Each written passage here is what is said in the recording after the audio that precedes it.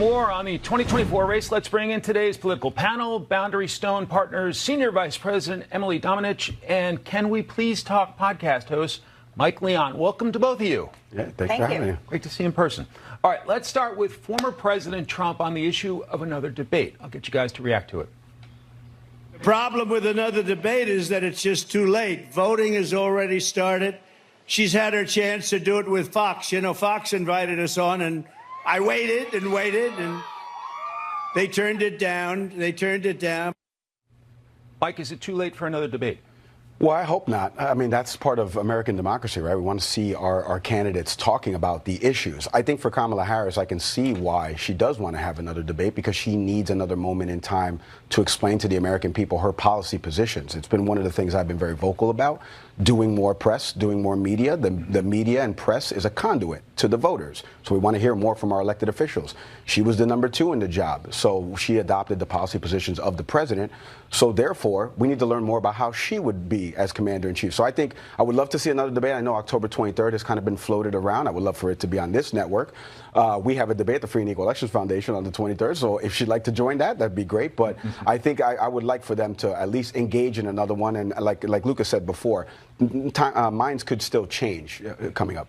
On the other side, here's something running mate Tim Walz says that caught our ear. She simply has said it doesn't have to be this way. We can't afford 4 more years of this. Emily, is that part of the Harris campaign, trying to sound like she's the outsider, even though she's currently in office? You know, it's really an amazing position for them to take, considering the fact that, you know, this is the Biden-Harris agenda, after all. I think but part of why we see that, though, is that I think some of the Biden-Harris economic positions in particular are very unpopular in these swing states. It's part of why we see voters in Pennsylvania and the Teamsters rank and file looking to support President Trump. Lucas set up that the fact that Teamsters are not endorsing in this race. Is that a big blow, Mike? Yeah, I think it is a big blow. You heard Lindsey Graham say there about the precedent that this kind of sets with Democrats being endorsed by this union. And I know there was polling that kind of showed internally that most of the members did support President Trump, I think over 2/3 or something like that. And I know different chapters have come out since and said that they support Kamala Harris. But major support of one of the biggest unions, you know, obviously out there for workers, right? She's appealing to the middle class, workers, auto workers, all different types of unions. So I think it is a big blow, but she's secured a lot of endorsements, including obviously the Swifties out there, Mike, as you know. So she's doing well with endorsements on other levels that are call to actions. All right, she made some news by saying she's not going to go to the Al Smith dinner that benefits Catholic charities. We usually see them all dressed up in the white tie for the gentlemen and ladies in long gowns. Is there going to be backlash for skipping that, Emily?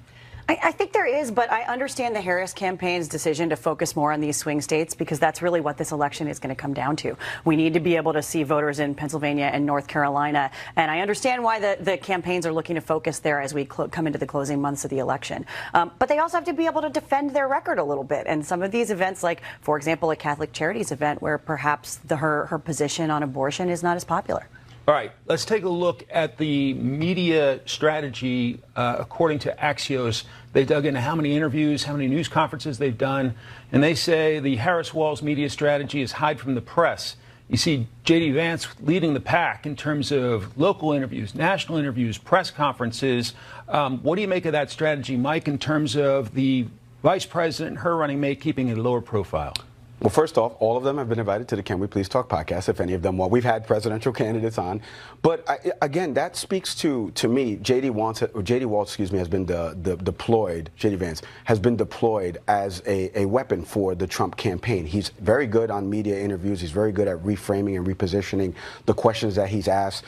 The fact that Kamala Harris and Tim Walz have done fewer media interviews, I don't think it's that smart. You know, I had a AP News reporter on recently talking about the strategy of the Trump campaign to go on other alternative media sources. You saw him on Aiden Ross's podcast.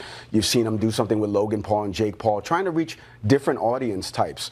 More interviews, the better. You get asked different types of questions. Some drill into policy positions. Some don't, right? Some are fluff pieces, let's be honest. But you need to do more media. Like, it's not a Republican talking point. It's not a Democratic talking point. It's an American people talking point, because we want to hear more from the people that are going to be in the highest positions of power. Can I get a quick final word from you. Well, and I think this is why you see President Trump trying to lean into that agenda. Again, what most Americans care about is they care about energy prices. They care about the price of groceries. He wants to get out there and address this as much as possible. And I think they're doing the right thing by getting in front of regular people and talking every day about those critical issues. Emily, Mike, great to see you both. Thank you so much. Likewise.